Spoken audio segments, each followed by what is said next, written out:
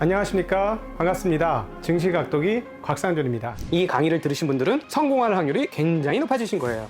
여러분이 투자하신 시간과 가치가 여러분에게 실질적인 노후를 보장하는 수단으로 돌아올 것이라고 저는 믿습니다. 이거 우리끼리 비밀입니다. 이거 딴 데 가서 말씀하지 마세요. 이런 강의하는 사람 거기 아마 제 생각에는 없을 것 같아요. 이건 실전을 해본 사람만 아는 얘기예요.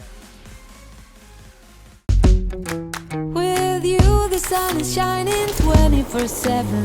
Cause when we're together, it feels like we're in heaven. If it will get dark, you'll be my million stars.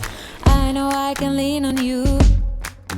안녕하십니까, 증시각도의 시청자 여러분, 투자자 여러분, 반갑습니다. 투자 인사이트 시간에 여러분을 모시겠습니다. 네, 오늘 투자 인사이트에 함께 해주실 분은 우리 투자 리서치계 그루 중에 한 명이시죠. 김학균 신영증권 센터장님 모시고 같이 함께 하는 자리를 갖도록 하겠습니다. 센터장님 나와주셔서 고맙습니다. 네, 안녕하십니까. 네, 무슨 얘기를 할까 하는 생각을 할 틈도 없이 지금 금융시장이 지금 이 녹화를 하려고 하는 바로 직전에 요동을 치고 있는데, 특별히 미국의 10년물 금리가 급등을 하고 있습니다. 엊그제까지만 해도 1.3%였는데 지금 이 순간 1.5% 중반까지 올랐습니다. 네. 물론 파월 의장이 아마 수습을 좀 할 거라고 보여지는데, 상원 출석하기 전에 보낸 자기가 할 이야기들이 회자가 되면서 금리가 급등을 했습니다. 인플레이션은 자기네가 예상한 대로 한 2% 정도로 안정이 될 거라고 보는데, 만에 하나 안정이 안 되고 계속해서 이렇게 고공행진을 한다면 금리를 인상하겠다라는 얘기를 했다는 거예요. 물론 원론적인 얘기 같긴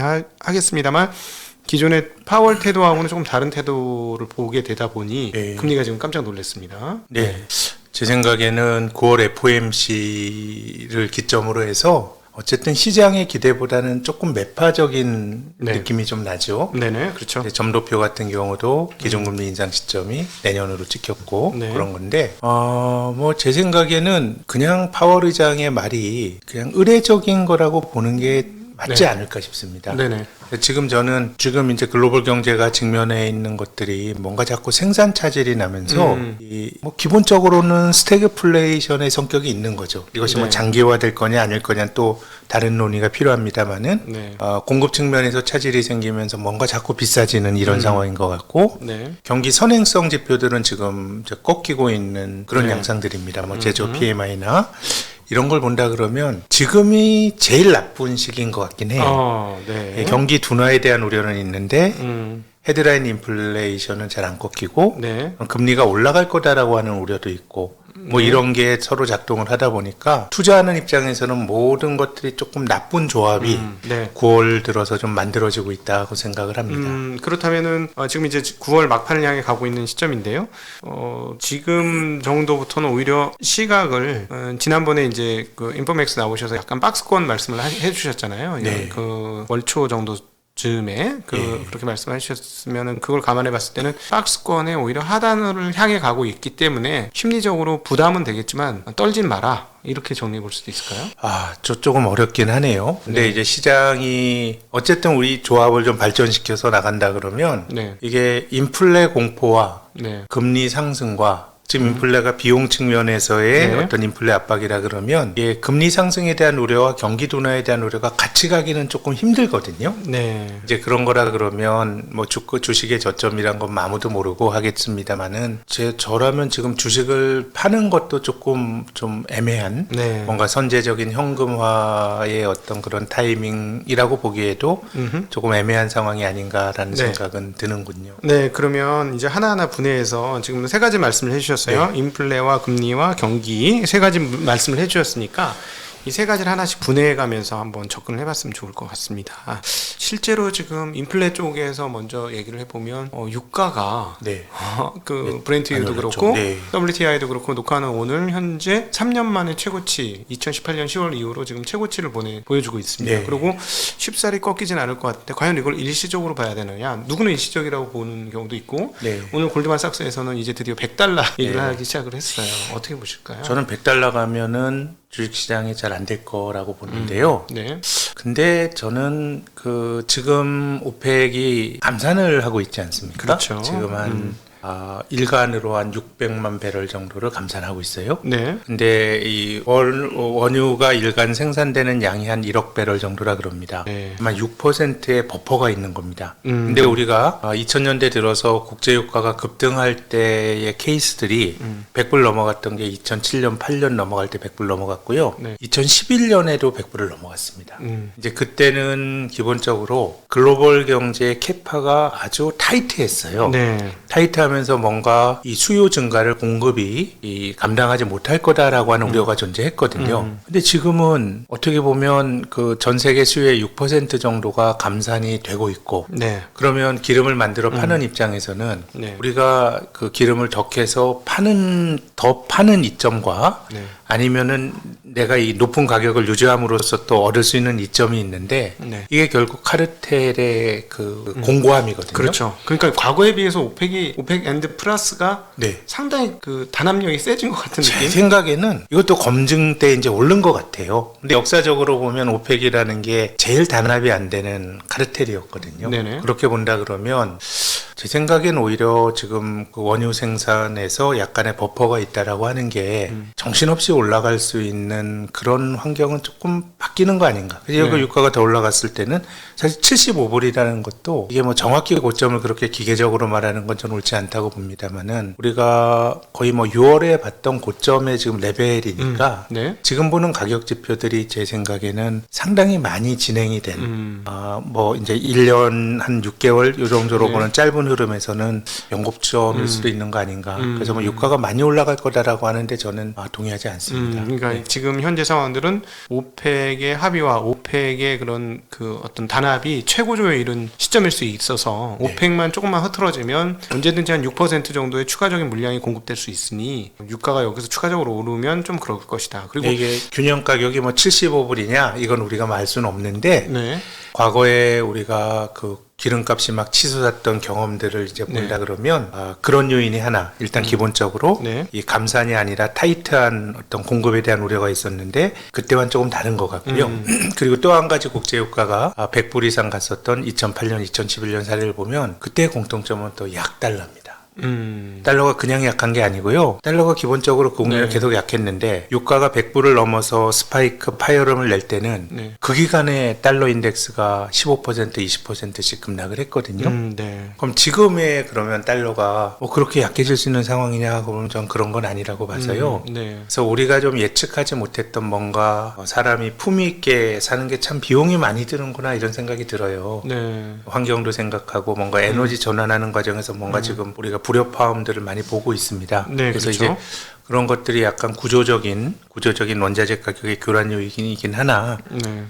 저는 뭐 원유에 대해서는 아까 말씀드린 것처럼 이렇게 감산하고 있기 때문에 추가 공급 여력이 있고 달러가 그렇게 많이 약해질 가능성이 낮다는 게 제 생각입니다. 그럼 여기서 달러 관련해서 살짝 여쭤보고 한번 지나갈게요. 네. 그러니까는 저도 지금 달러가 약세로 될 것 같지는 않습니다. 왜냐하면은 지금 통화량 푸는 거 보면은 잉글랜드 은행도 그렇고 무슨 BOE도 그렇고, 그러니까 네. 유럽 은행도 그렇고 일본 은행도 그렇고, 아니 뭐 미국 은행보다 안 풀질 않았으니 네, 더 풀었으면 더 풀었지 이런 상황이니까 상대적 통화의 가치로 따져보면 달러가 뭐 약세로 갈 것 같지는 않은데, 그렇게 따져보면 모든 통화의 양이, 전 세계 통화의 양이 거의 다 같이 공이 증가했으니 그 상품을 파는 사람들 입장에서는 본전 생각나지 않느냐. 아파트 값도 올랐고 자산값도 올랐고 전 세계 부동산 뭐 모든 가격들이 자산가격이 오르는 상황에서 그러면 우리도 제값 좀 받아야 돼. 지금 우리가 70달러 받는 게 옛날 70달러가 아니야. 오펙이나 이런 쪽 그 산유국 쪽에서는 그렇게 생각할 가능성은 없을까요? 그거를 만약에 이제 자산이라고 생각하면 우리가 주식 투자할 때도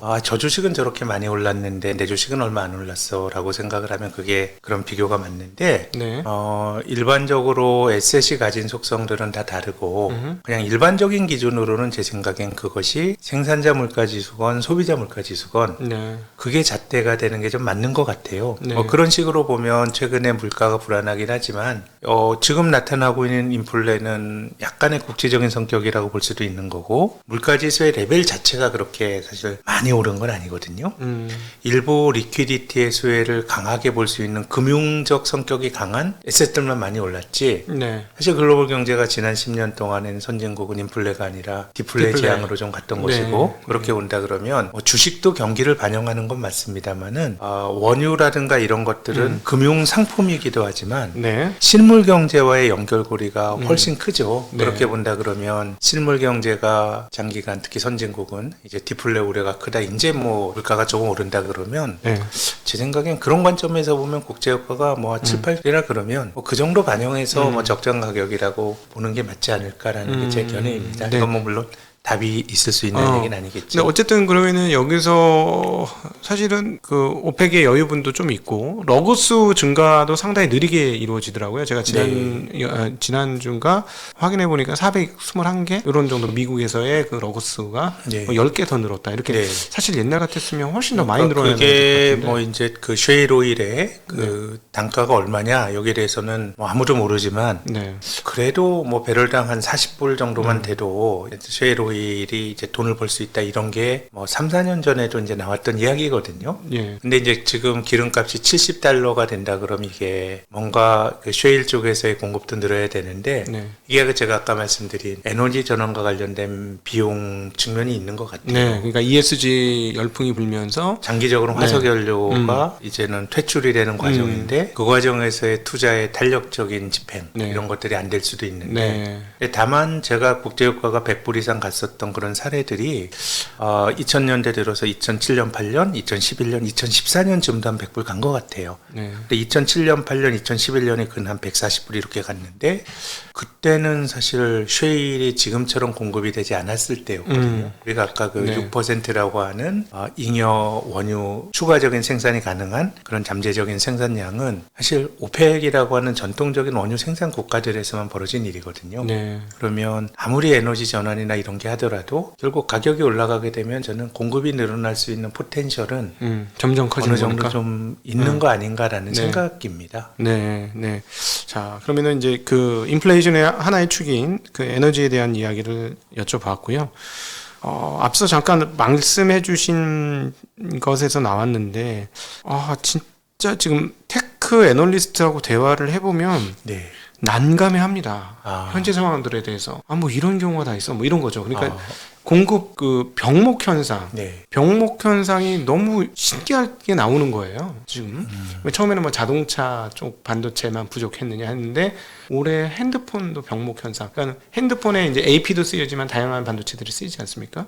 그러니까 소위 말하는 8인치에서 쓰는 반도체들도 쓰고 해야 하는데 이런 쪽에서도 공급 병목 현상이 나오면서 핸드폰 공급이 못 되고 있는 거죠. 네. 예, 그러면서 애널리스트들이 처음에 예상했던 게 다 틀어지고 그다음에 뭐 코로나 와서 전혀 예상치도 않았던 TV, PC 수요가 폭발적으로 늘어나면서 또 예상을 다 틀리게 만들고 굉장히 어려워하는데 지금 그 글로벌리하게 그 미국에서 이번에 그 파월 의장이 지난번 FOMC 발표할 때 기존의 3%대인가로 예상했던 인플레이션을 한 1% 이상 높여서 이제 올해 연간 기준으로 4.7인가 이렇게 이제 인플레이션이 그 정도 나올 거다라고 얘기를 했어요. 근데 그 전까지 분명히 일시적일 것이다 라고 얘기하셨던 분이 숫자를 높였단 말이죠.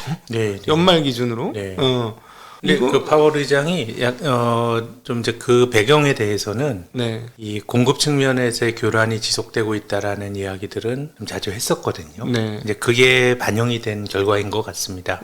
그래서 저는 중앙은행의 행동이 매우 좀 궁금한데 그러니까 지금 이런 현상이 저는 거의 처음 경험해보는 것 같은데요. 그러니까요. 순수하게 이 인플레가 물론 뭐 지금 올해 전체적인 경기가 회복이니까 꼭 디맨드 요인이 없다고 말하기는 힘든데 최근 몇 달 동안에는 뭔가 이제 공급 쪽의 교란이 나타나는 거거든요. 그러면 중앙은행이 금리를 올리는 게 맞을까요? 할 수 있는 게 없지 않나요? 이거는 중앙은행이 뭐 할 수 있을까? 그러니까 일단 금리를 올린다라고 하는 거는 수요를 경기가 과열이 있을 때 뭔가 잠재적으로 경제가 성장할 수 있는 것보다 조금 과열이 생길 때가 일반적으로 이 물가 상승이란 인플레로 나오는 거거든요. 네. 인플레이션은 자본주의의 일종의 열병입니다. 네. 그렇다 그러면 중앙은행이 금리를 올림으로써 달아오른 경제를 좀 어느 정도 쿨다운 시킬 필요는 있는데 지금은 약간은 스태그플레이션의 성격이 있어요. 지금 물론 저는 우리가 이제 경제의 진보나 지금 현대 자본주의의 공급 능력을 믿는다 그러면 네. 이 스태그플레이션이 장기화될 거다라고 말하는 것도 좀 온당치는 않은데 네. 지금 정도는 어떤 스태그플레이션의 성격이 존재하거든요. 네네. 그러면 비용이 높아져서 사람들이 살기가 힘든데 네. 그럼 여기서 중앙은행이 금리를 올리는 게 맞나? 수요단을 더 위축시키거나 예. 수요단의 비용을 늘려주는 금리 인상. 예, 그리고 기본적으로 디맨드가 계속 강해서 물가가 올라간다 그러면 놔두면 계속 과열이 생기거든요. 네. 근데 스태그플레이션은 이런 어떤 비용에서의 그 일종의 코스트 푸시 인플레이션은 높아진 인플레가 수요를 또 잠식하게 돼요. 그렇죠. 비싸서 그럼 못 이제 사는 경기가 거. 그렇죠. 예. 그럼 이제 경기가 둔화가 되게 되니까 네. 제 생각엔 지금 나타난 인플레의 성격과 헤드라인 인플레만 보면 인플레가 높게 나오니까 중앙은행이 좀 긴급하게 움직여야 되겠네라고 생각을 할 수 있지만 네. 이것이 코스트 푸시 성격의 인플레가 만약에 강하다 그러면 네. 중앙은행도 그렇게 행동해서는 안 된다는 게 제 생각이고 네.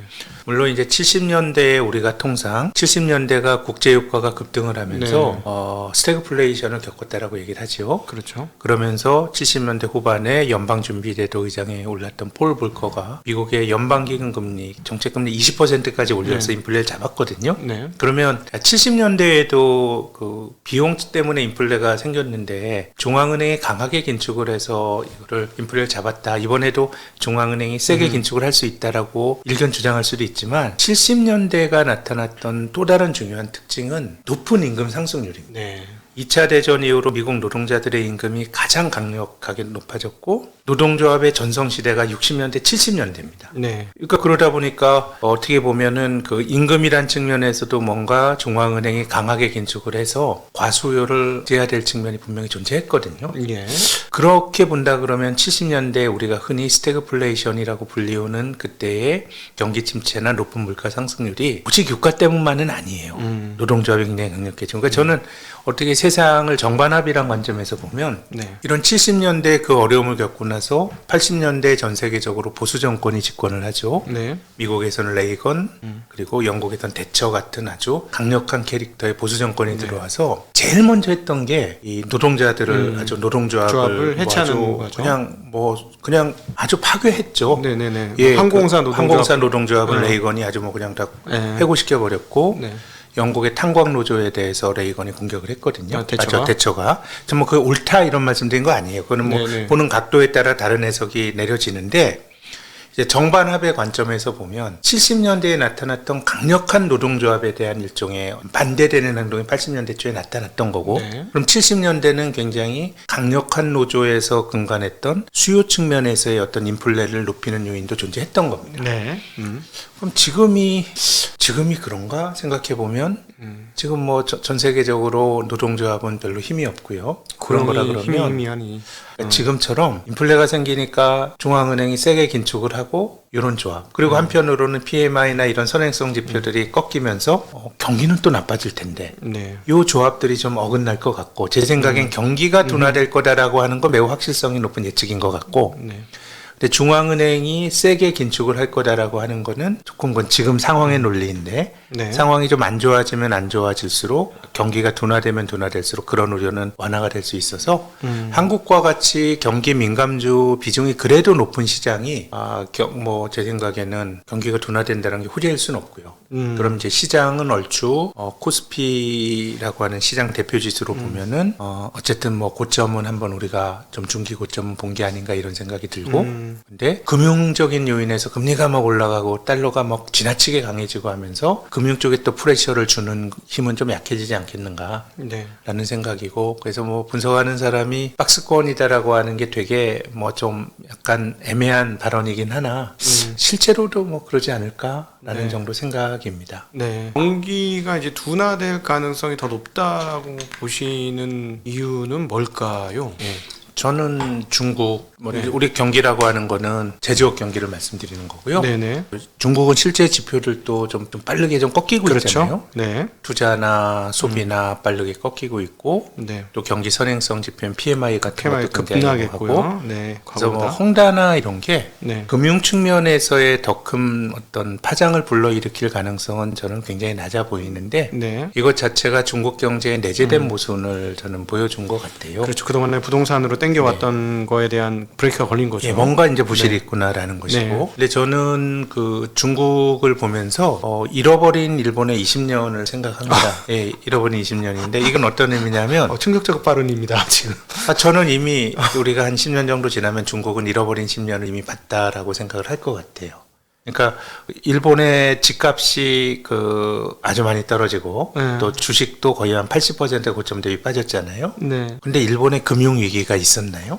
한국이 경험했던 뭐 카드 위기, 아니면 IMF 외환 위기, 미국의 서브프라임 위기 같은 게 일본에 없었어요. 그러니까 사실은 둘 다 강력한 지도력을 갖고 있는 지도력이라고 표현하면 조금 오해의 소지가 있습니다만 어쨌든 정권을 뺏기지 않는 강력한 정권이 네. 그거를 핸들링할 수 있는 위치에 있었고 그래서 사실 위기로 온 게 아니라 네. 침체로 위기를 막았다. 그렇죠. 네. 어떤 급성 질환이라기보다는 네. 일종의 만성 그렇죠. 질환인 거죠. 네. 그러니까 뭔가 터지지도 않는데 네. 자본주의에서 위기가 주는 어떤 그 미덕은요. 네. 사실 이거 미덕이라고 하는 거는 뭐 제가 사후적으로 하는 말씀이고 우리가 IMF 외환위기 이런 거는 얼마나 이게 IMF 이후로 한국 사회가 팍팍해지고 일자리 뭐 많이 없어지고 굉장히 큰 고통을 노숙자란 게 처음 생긴 게 그때예요. 그때죠. 그때부터인데 네네. 그래서 위기를 이렇게 쉽게 입에 올리는 게 뭐 저는 뭐 도덕적으로 옳진 않다고 봅니다만은 네. 그래도 자본주의에서 불황이나 위기가 주는 미덕은 뭔가 정리하고 넘어가는 겁니다. 그쵸. 예, 근데 정리 안 하고 넘어간단 말씀이죠. 정리 안 하니까 음. 한국의 그런 위기와 같은 소위 금융 위기 성격의 시스템 리스크 혹은 크라이시스는 생기지 않는데 경기가 계속해서 활력을 잃는 거예요. 활력을 잃고 좋은 것도 없고 나쁜 것도 없는. 그러니까 이거 저는 아까 말씀드린 그 일본 자민당의 장기 집권 뭐 말씀하셨지만 그런 것도 있지만 크게 보면 관치 경제예요. 관치 경제. 중앙은행이 막 경제에 많이 개입을 하고 네. 금리가 구조적으로 낮아지고 네. 이런 게 이제 고착화됐는데 저는 2011년 이후에 중국이 어느 정도 일본과 같은 길을 좀 따르고 있는 거 아닌가라는 생각입니다. 그러니까 경기가 좋을 때나 나쁠 때나 경기가 밋밋해지는 거예요. 네. 확장되는 게 아니고 네. 뭐 굉장히 밋밋하게 밋밋하게 반등했다 또 밋밋하게 꺼지는 패턴의 반복이고 또 그것에 어떤 주식시장에 관철이 되는 방식이 그냥 뭐 밋밋한 네. 중국 경제에 대한 의존도가 높은 한국 시장의 2011년부터의 장기 박스권 이런 것들이 저는 그런 어떤 실물 경제의 흐름을 반영했다고 보는데 그런 점에서 보면 지금 중국 경제가 꺾이는 게 이상한 게 아니고 중간중간 홍다와 같은 게 나올 텐데 뭐 이걸 뭐 중국 정부의 홍다가 눈밖에 난 것처럼 보이기 때문에 네. 뭐 홍다는 계속 기업으로 좀 못 갈 수 있다고 보는데 네. 그게 뭐 부실을 터는 거예요. 그냥 눈밖에 난 놈은 날려버리고 운전해서 간다 그러면은. 그래서 제조업 경기의 사이클이 본질적으로 중국의 사이클이 약화가 되면서 한국도 그 영향을 좀 받고 있는 것 같습니다. 그래서 중국이 이제 뭔가 중국 경기의 피크아웃 조짐이 전체적인 제조업 경기에 부정적인 영향을 주고 또 지금 이제 소위 공급 병목에서 비롯된 가격 상승들도 조금은 이제 수요에 부정적인 영향을 주는 단계까지 가고 있지 않나 싶습니다. 지금 굉장히 재미난 얘기를 해주셨는데 딴 데서는 얘기 안 하셨던 것 같은 얘기를 지금 해주시는 거라서 굉장히 감사하고 재밌고 여러분은 지금 신영증권 리서치 센터장 김학균 센터장님과 함께하는 증시각도기의 투자인사이트를 함께하고 계십니다.